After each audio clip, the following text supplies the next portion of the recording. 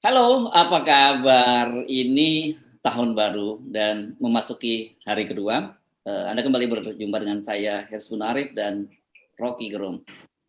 Salam 0%. Ya. Tetap 0%. Ya, dan seperti sudah kita duga, Bung Rocky, bahwa awal tahun 2022 ini pasti akan diwarnai berbagai kekacauan, berarti acak kadut lah di pemerintahan.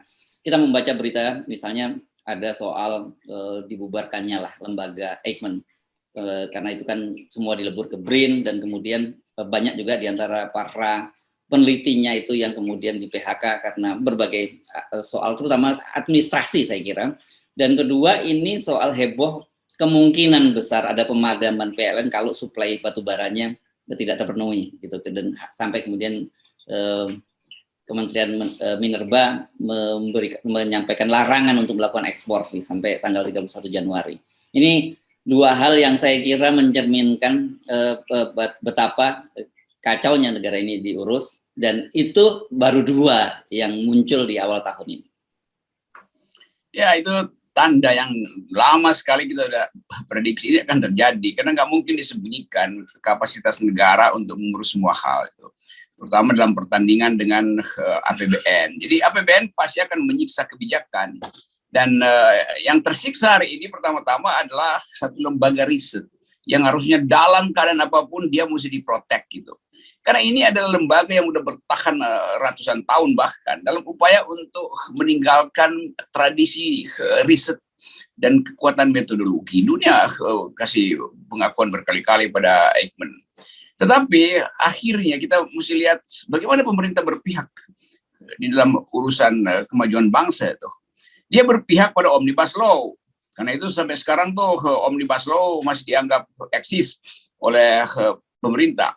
Dan Pak Tito memerintahkan instruksi supaya pemerintah daerah keluarkan perda-perda, seolah-olah perda itu masih diperlukan untuk membackup Omnibus Law. Padahal sudah dibatalkan oleh Mahkamah Konstitusi. Nah sebaliknya, kontrasnya lembaga semacam Eijkman ini kan itu semacam pusat riset biologi, lingkungan, segala macam yang menghasilkan nilai tambah yang memang nggak langsung berakibat menambah uang pada APBN, tapi ini adalah tradisi riset.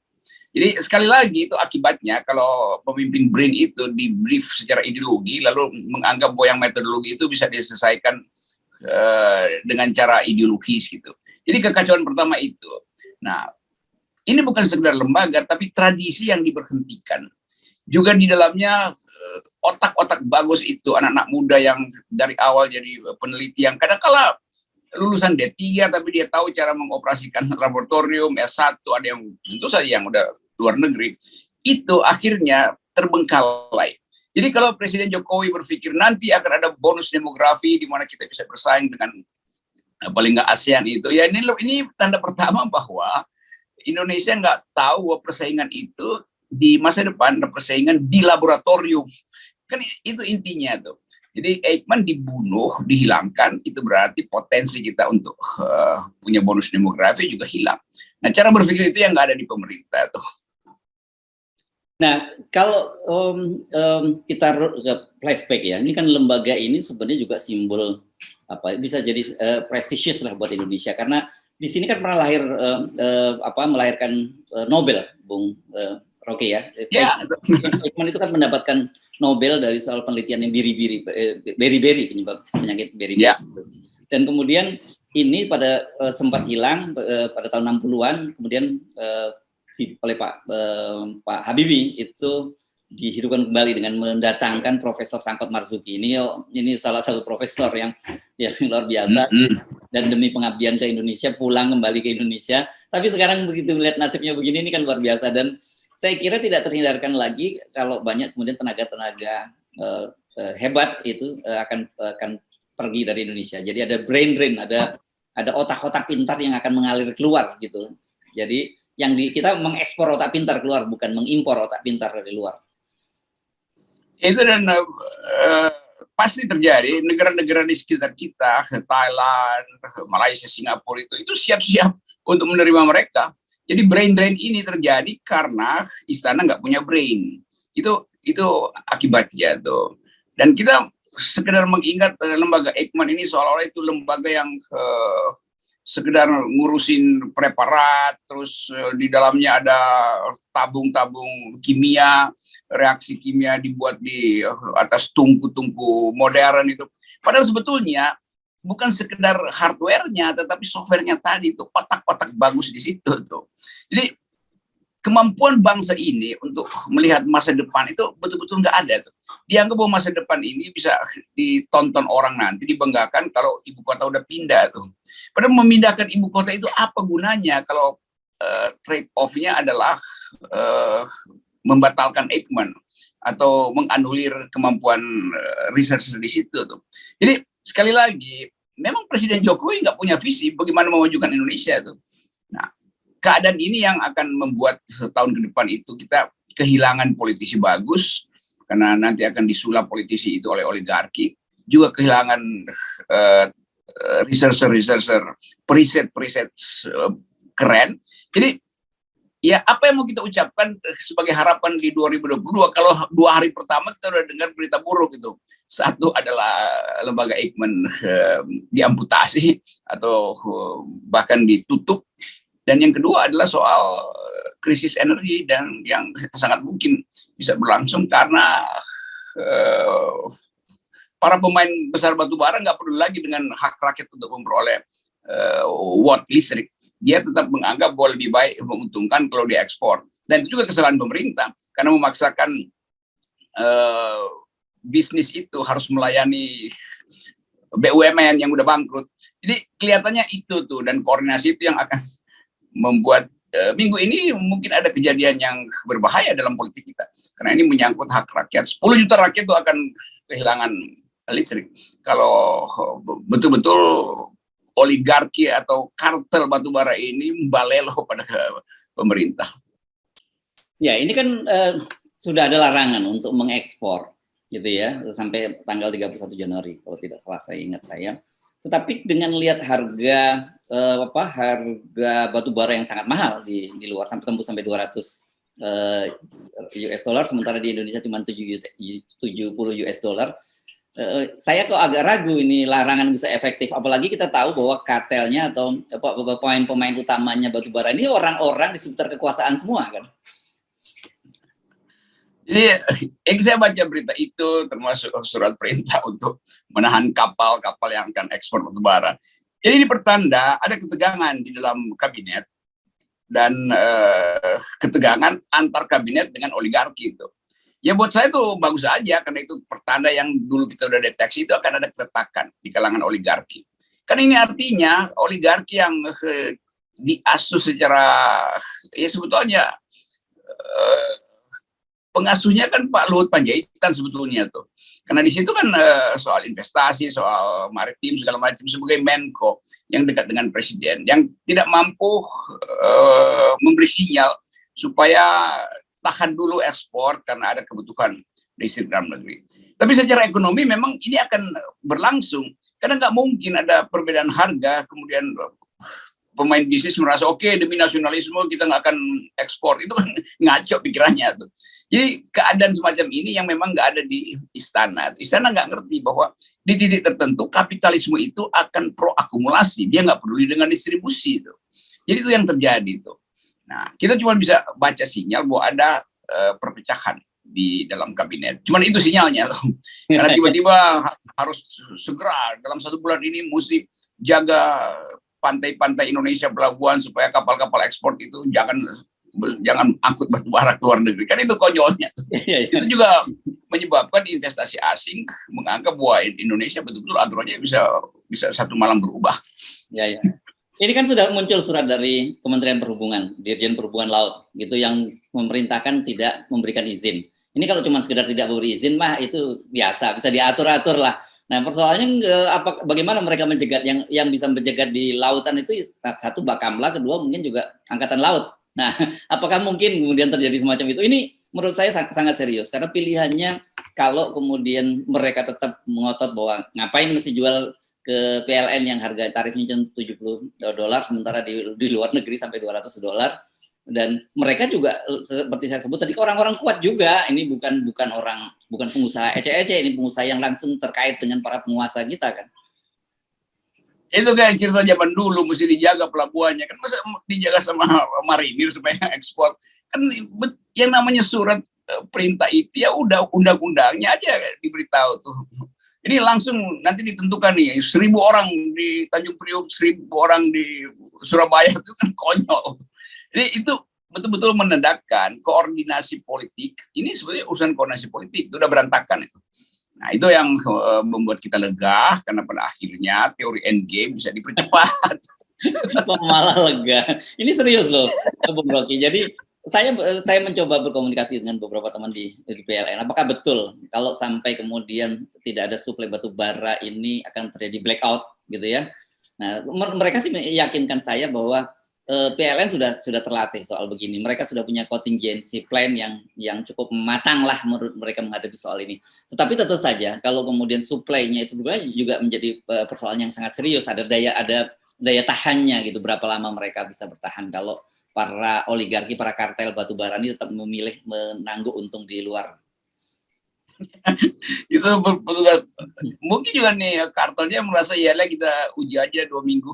Setelah 2 minggu akhirnya PLN pemerintah nyerah. Oke, kita beli 200 ribu. Ya itu artinya beban pengembalian lagi besar, dan ya ekonomi udah pasti kacau. Apapun ya tentu PLN akan bilang nggak kita jamin 10 juta pelanggan itu. Iya, tapi nanti dia mau beli batu bara dari mana itu kan. Jadi keadaan itu yang menjadi ketegangan juga di dalam kasus banyak negara di Amerika Latin, Afrika, itu persaingan semacam itu terjadi dengan akibat pemerintah jatuh tuh. Kan itu yang disebut sebagai historical block di kalangan kapitalis, yaitu sejumlah elit di kabinet juga memberi sinyal, iya nggak apa-apa, lakukan aja tuh. Kan ini yang terjadi kan. Jadi betul-betul ada persiapan besar mungkin dari 2 bulan lalu mendeteksi harga, lalu kartelnya memutuskan kami nggak akan jual ke PLN. Kami free market itu menuntut kita untuk ekspor. Nah kekacauan ini yang betul-betul kalau dulu zaman Pak Harto nggak bakal terjadi beginian, digetok palanya satu-satu kan.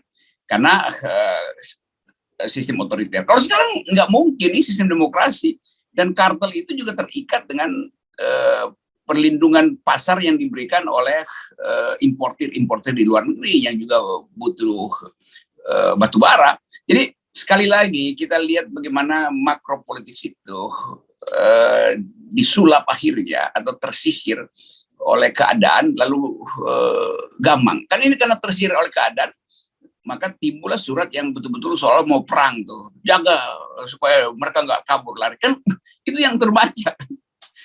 Jadi nggak ada lagi semacam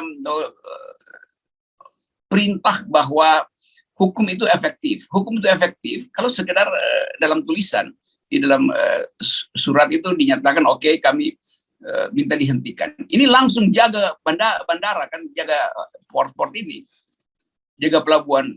Jadi terlihat ini kacau banget ya. Mengurus soal semacam itu kok nggak bisa dideteksi? Panggil aja kan, ngomong kartelnya juga orangnya presiden semua tuh.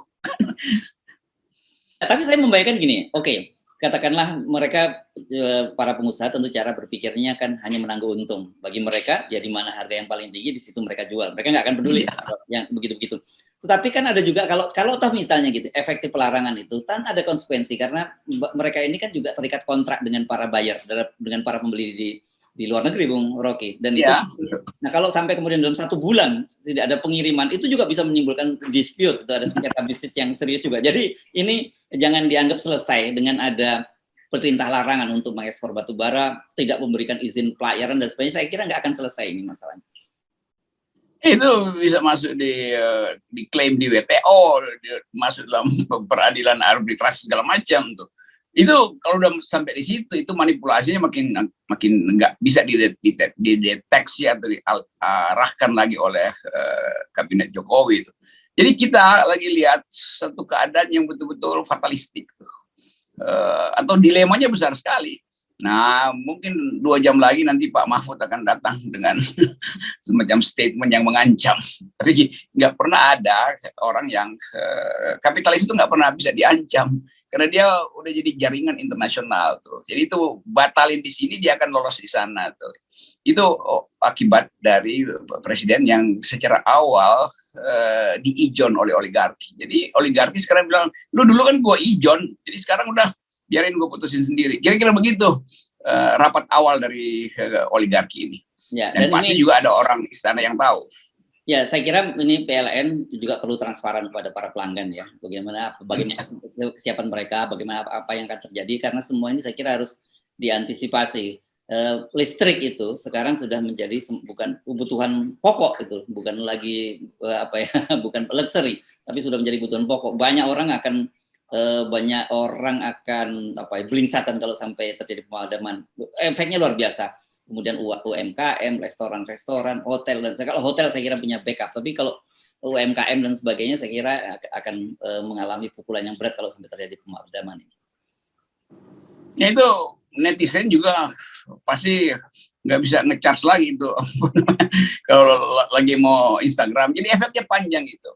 Dari soal handphone yang kehilangan daya sampai perencanaan investasi nikel macam-macam itu untuk supply baterai listrik. Jadi seluruh industri bahkan akan mengalami akibatnya. Jadi dia mesti atur ulang perencanaan kapan produksi dimulai, bagaimana distribusi 3-4 tahun ke depan. Itu kekacauannya di situ. Hanya karena kekonyolan dalam pengaturan hubungan antara negara dan korporasi.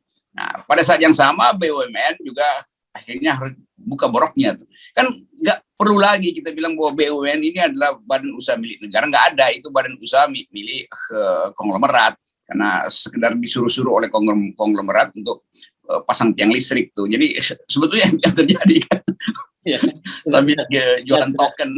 Ya sudah cukup lama memang PLN ini hanya dari tukang hanya tukang tarik kabel dan panjat tiang listrik gitu, karena mesin pembangkitnya sebagian besar itu sudah dimiliki oleh para oligarki. Dan sebenarnya juga mereka juga sebenarnya menguasai dari hulu ke hilir, mulai dari batu bara sampai ke mesin sampai independent power plant ya, atau mesin pembangkit swasta yang ya micro power itu juga begitu. Ya, oke, saya kira selamat menikmati tahun baru. Nggak perlu kaget karena sebenarnya semua ini sudah kita ingatkan sejak jauh-jauh hari. Salam 0%. Nah, itu pentingnya 0%. Intelektualitas mendahului elektabilitas. Oke.